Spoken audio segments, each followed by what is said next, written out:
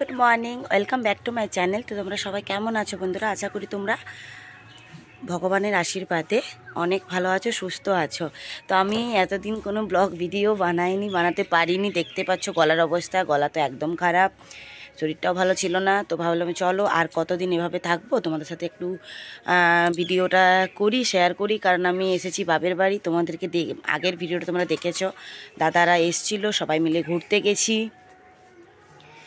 আর গলাটা জন্য কথা বলতেও পারছি না আমি। যাই হোক, তো এখন আমি একটু বাথরুমে যাব। এই মাত্র ঘুম থেকে উঠলাম, উঠে আমার বরকে আগের দিনের ভিডিওটা দিয়ে দিলাম, দিয়ে বললাম যে একটু ছেড়ে দিও। কারণ আমি যেহেতু ওখানে নেই, আমি না থাকলে কে ভিডিওটা দেবে, মানে কারণ আমার বরেই তো ভিডিওটা ছাড়ে। তোমরা যারা আমার প্রথম থেকে ব্লগ ভিডিও দেখে আসছো তো সবাই জানো, আর নতুন যারা তারা জানো না। কারণ ও একটা জায়গায় কাজ করে, সেখান থেকে ও সেখানে যেয়ে আর কি ভিডিওটা ছাড়ে আমার। ওটাই আমি হোয়াটসঅ্যাপে পাঠিয়ে দিলাম, কারণ আমার কাছে তো আর কোনো মানে পদ্ধতি নেই যে এভাবে ওকে পাঠাতে পারবো। আর ও যখন এটা দিয়ে কাজে যাবে তখন অনেক বেলা হয়ে যাবে। তো সেই জন্য ভাবলাম যে হোয়াটসঅ্যাপেই দিয়ে দিই, যেরকম যাবে যেরকম ছাড়বো তো এরকমই তোমরা দেখতে পাবে, তাই না বলো? তো অনেক দিন করিনি। তো দেখতে পাচ্ছ আমাদের গাছ, পেঁপে গাছটাতে কত পেঁপে ধরেছে, প্রচুর পেঁপে ধরে কিন্তু গাছটাতে। তো তুলে তুলে খাওয়াও হয়, তরকারিও হয়, বাবার স্যালাডের জন্যও লাগে অনেক সময়। আর এখানে আমি কলে জল টিপছিলাম। তো এখানে জলটা আমি এখন টিপে ভর্তি করব, কারণ যেহেতু বাসন ধোয়া হবে সেই জন্যই।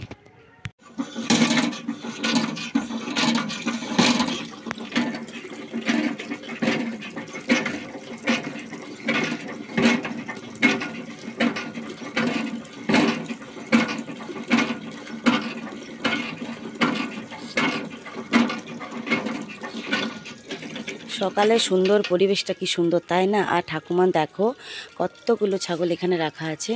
আর আমারটা দেখো এই যে এই যে লাল লাল দেখতে পাচ্ছ তোমরা, এখানটাতে আছে। এখন তো প্রচুর সকাল। আর দেখো এই যে একটা, যেটাতে যে গা চুল করছে তো এই দুটো আমার। তো ওর পেটে মানে বাচ্চা ছিল, সেগুলো কিন্তু নষ্ট হয়ে গেছে, কিছু করার নেই।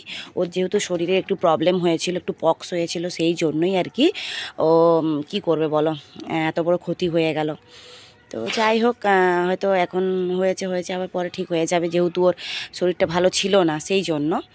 দেখতেই পাচ্ছ এই যে সকালবেলা ওদেরকে খোসা দিয়ে দিয়েছে খেতে। তো দেখছো সবাই খাচ্ছে, অনেকজনের খাওয়া হয়েও গেছে। আর ঠাকুমায় যে গোয়ালটা ঝাড় দিয়ে নিচ্ছে, কারণ ওগুলো তো পরিষ্কার করতেই হবে, তাই না বলো? তো চলো আমি বালতিটা ভরে দিই বোনকে, দিয়ে বাথরুম থেকে ঘুরে এসে তারপর তোমাদের সাথে দেখা করছি, ঠিক আছে? চলো। তো বাথরুমে যেতে পারিনি, মা বললো আমি উঠেছি, আমি যাব, আমাকে ছেড়ে দে। তখন আমি ভাবলাম চলো, আমার তো বাথরুম যে এমার্জেন্সি এখন যেতেই হবে, কোনো নেই এখন। তো আমি ব্রাশ নিয়ে বেরিয়ে পড়েছি। এখন আমি একটু মুখটা ধুয়ে নেব, মুখটা ধুয়ে নিয়ে তারপরে মা বেরোলে তারপরে যাব। তো মুখটা ধুয়ে নিই। আর চলো, আর এই বিছানাটাও একটু গুছিয়ে নিতে হবে, কারণ এখানে শুয়েছিলাম, ঘুমিয়েছিলাম, বিছানাটা গোছাইনি। দেখো যেমনটা তেমনই পড়ে আছে। উঠে বাইরে বেরিয়ে গেছিলাম, ঠাকুর প্রণাম করলাম একটু তুলসী দানে। দেখতে পাচ্ছ মাথাটা একদম হয়ে গেছে গো। তো একটু ঠিক হবো, নিজেকেও একটু ফ্রেশ করতে হবে, তা না? চলো, আর ফোনটাতে একটু এখন আমি চার্জে দিয়ে যাব, তারপর তোমাদের সাথে দেখা করছি। তো দেখো সকাল সকাল গরম গরম চা বানিয়ে নিয়েছি। তো এখন খাবো চা আর লুচি। তো চলো তোমরা একটু দেখে নাও সকাল সকাল কি খাচ্ছি। মুখটুক ধোয়া হয়ে গেছে, বাথরুম হয়ে গেছে। এখানে দেখো বাটি নিয়ে বসে পড়েছি, বাটিতেই আজকে চা খাবো, কারণ কাপগুলো ধোয়া হয়নি সেই জন্যই। তো আর ঠাকুমা একটা গ্লাস দিল, ঠাকুমাকে গ্লাসে দিয়ে দেবো। তো চলো বেড়ে নিই, তারপর দেখাচ্ছি। তো দেখো মা কালকে লুচি বানিয়েছিল, তো কালকে রাত্রেবেলাতে খেয়েছিলাম। বাঁধাকপি তরকারি করেছিল, আর দুপুরের পেঁপে আলু মটর সোয়াবিন দিয়ে তরকারি ছিল, সেটা দিয়েও খেয়েছি। তো এইদিকে দেখো বোনকো বাটিতে চা দিয়ে দিয়েছি, আমিও এখানে বাটিতে জাস্ট একটু নিয়ে নিয়েছি। চা খাবার অত নেশা নেই, জাস্ট একটা লুচি খাবো সেই জন্যই চাটা নিলাম, কারণ চা দিয়ে লুচি খেতে অনেক সুন্দর লাগে। তো চলো বোনকে দুটো দিয়ে দিই।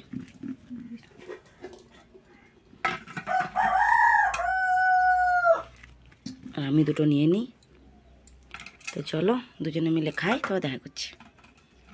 দেখো বোন এখন টিউশন যাবে, তো ওই জন্য চা লুচি খেয়ে যাবে, তো সেই জন্যই আর কি চাটা আমি বেড়ে নিলাম। ও বসেই ছিল। চলো, আর ও আমার আজকে জামাটা পরে টিউশন যাচ্ছে। দেখছো খেতে খেতেও ফোন ঘাটা চলছে, বলতে আর হাসছে। তো যাই হোক চলো খাই, খেয়ে তারপর তোমার সাথে দেখা করছি। লুচি লুচি খাওয়ার পরে বাসনগুলো ছিল সেগুলো আমি ধুয়ে দিলাম। মাকে বললাম তুমি যখন গাড়ির মালের জন্য আলু বসাচ্ছ, মটর সিদ্ধ বসাচ্ছ, তো থাক আমি বাসনগুলো ধুয়ে দিচ্ছি। তো মা এদিকে বাসন ধুতে গেল, সরি আমি এদিকে বাসন ধুতে গেলাম, আর মা হচ্ছে গাড়ির মালের জন্য আলু মটর বসিয়ে দিল। আর এদিকে বোন হচ্ছে দেখো একটু ভাত ভাজা করে নিচ্ছে। আর এদিকে দেখো মায়ের কিন্তু অলরেডি আলু মটর সেদ্ধ হয়ে গেছে, মাংস কষা হয়ে গেছে, পকোড়ার ব্যাটার তৈরি করা হয়ে গেছে, আলুর পুর তৈরি হয়ে গেছে, অলরেডি পকোড়া ছাকতেও শুরু করে দিয়েছে। আর আমি এখানে আলুর পুরটা একটু বেশ গোল গোল করে করে দিলাম, যেটাতে আলুটা হাতে থেপে করে মানে চপটা ভাজা যায় আর কি, গোল গোল করে দিয়েছি। তো যাই হোক আমি ভালো করে হয়তো বলতে পারছি না। তো দেখো এদিকে মায়ের পকোড়া কিন্তু অলরেডি অনেকগুলো ছাঁকা হয়ে গেছে। আবার দেখো এখানে পরপর মাংসগুলো সাজিয়ে নিয়ে এরপরে আরও কয়েকটা পকোড়া ছাঁকবে। তো একটা একটা করে দেখো এখানে দিয়ে দিচ্ছে মা। তো তোমাদের যদি আমার এই ভিডিওটা বা এই ব্লগটা তোমাদের ভালো লাগে বন্ধুরা, তাহলে কিন্তু একটা লাইক কমেন্ট শেয়ার করতে ভুলো না। আর মা ওইদিকে পকোড়া ছাকছে, চপ ছাকছে, আর এদিকে দেখো আমরা দুজনে মিলে এখন ভাত ভাজা খাবো বলে চলে এসেছি। তো বোনের হয়েও গেছে অলরেডি, এখানে অনেক কিছু সবজি দিয়ে মটর ছোলা, রসুন কুচি, আদা কুচি, তারপরে পালং শাক আছে, ধনে পাতা আছে, তারপরে বাঁধাকপি আছে, অনেক কিছু আর কীগুলো দিল মশলা টশলা দিয়ে বানিয়েছে ও। তোকে বললাম যখন করলি ডাকলি না, আমি তাহলে একটু দেখাতাম বন্ধুদেরকে যে কীভাবে তুই বানালি। তো যাই হোক ওটা খেয়ে টেয়ে নিয়ে এসে চলে এসেছি। দেখো মায়ের এখানে কিন্তু সব পকোড়াগুলো অলরেডি হয়ে গেছে। আর বাবা দেখো এখানে হাঁড়ি থেকে ঘুগনিটা বার করে নিচ্ছে, কারণ বড় হাঁড়িতে ফার্স্টে করা হয়, তারপরে ছোটো হাঁড়িটাতে নিয়ে নেওয়া হয়। তো বাবা ওইটাই আর কি সব কিছু রেডি করে নিচ্ছে। আর মা দেখো এদিকে পকোড়া ছাকা হয়ে গেছে বলে এখন ছাকছে হচ্ছে চপ। তো চপ কিন্তু অলরেডি কয়েকটা ছাকা হয়েছে। আর এখানে মা আরও কয়েকটা মানে কি বলে আলুর পুর নিয়ে নিচ্ছে হাতে ঠেপে ঠেপে দিয়ে। এবার হচ্ছে বাকি যে চপগুলো ছেড়েছিল সেগুলো এখন তুলে নেবে, আর ওগুলো রেডি করে রাখলো চপগুলো ছাকার জন্য। তো তোমাদের কেমন লাগলো বন্ধুরা একটু কিন্তু বলো, আমার কিন্তু জানার খুব ইচ্ছে আছে যে আর বাবা অনেক কষ্ট করে আর কি এগুলো করা, মানে তো খুব কষ্টের জিনিস তাই না, খাবার বানিয়ে সেগুলো আবার বাজারে নিয়ে যেয়ে বিক্রি করা মানে কঠিন ব্যাপার। আরও অনেক সময় মাল অনেক ঘুরেও চলে আসে, তো অনেক নষ্টও হয়, ক্ষতিও হয়। তো আর কি বলবো বলো, কিছু বলার নেই। তো যাই হোক এই দেখো আমার মাসির মানে মেজো মাসির ছেলে আর মেয়ে দুজন এসছে। তো ছেলে আজকে বাড়ি চলে যাবে, কারণ ওর বোনকে ছাড়তে এসেছিলো, ছেড়ে টেড়ে দিয়ে ও বাড়ি চলে যাবে বলে রেডি হয়ে গেছে। মা এদিকে মানে ঝটপট রান্না করে নিচ্ছে, মানে মাংস আর ভাতটা যতটুকু হয় করার আর কি ততটুকু করে আর কি ওকে দিয়ে দেবে। আর এখানে দেখো আমি চলে এসেছি ঠাকুমার কাছে। ঠাকুমা এইমাত্র চান টান করে আসলো, এসে এই যে ঠাকুরকে এখন পুজো করে নিচ্ছে। তো সেটাই ভাবলাম চলো তোমাদের সাথেও একটু শেয়ার করে নিই ঠাকুমার পুজোটা, ঠাকুমার ঘরটা। এর আগেও হয়তো করেছিলাম যখন বাপের বাড়ি এসেছিলাম। আর এখানে তুলসী পাতা চন্দনে ঠাকুমা রেডি করে রেখেছে, যখন ঠাকুরকে দেবে তখন মানে আর চন্দন দিতে হলো না, সব রেডি করাই আছে। আর এদের তুলসী মঞ্চ আমাদের। তো চলো এবার যাই, মা কী করছে দেখে আসি। ঠাকুমা এখন শান্তি মনে পুজো করে নেই, কারণ পুজো হচ্ছে না শান্তির জিনিস, কারণ পুজো করলে মনে অনেক শান্তি থাকে, শান্তি লাগেও। তো যাই হোক ঠাকুমা ওইদিকে পুজো করছে, আর এদিকে আমি চলে এসেছি মায়ের কাছে। তো দেখতেই পাচ্ছি মা এখানে হচ্ছে টমেটো, বেগুন, আলু সব কিছু মাখছে, যেহেতু আমি মাংস খাই না, যেহেতু আমি দীক্ষা নেওয়ার পর থেকে আর মাংস খাই না, মাংসটা খাওয়াটা ছেড়ে দিয়েছি। তো মাংস হয়েছে বাড়িতে, কিন্তু মা আবার মনে কষ্ট হয় যে মেয়েটা খাচ্ছে না, আমরা খাবো। তো যাই হোক আমি বলি সেরকম কোনো ব্যাপার নেই। এখানে 3 ভাই বোন খেয়েছে, মানে হচ্ছে বাবা খেয়েছে আর 2 ভাই খেয়েছে।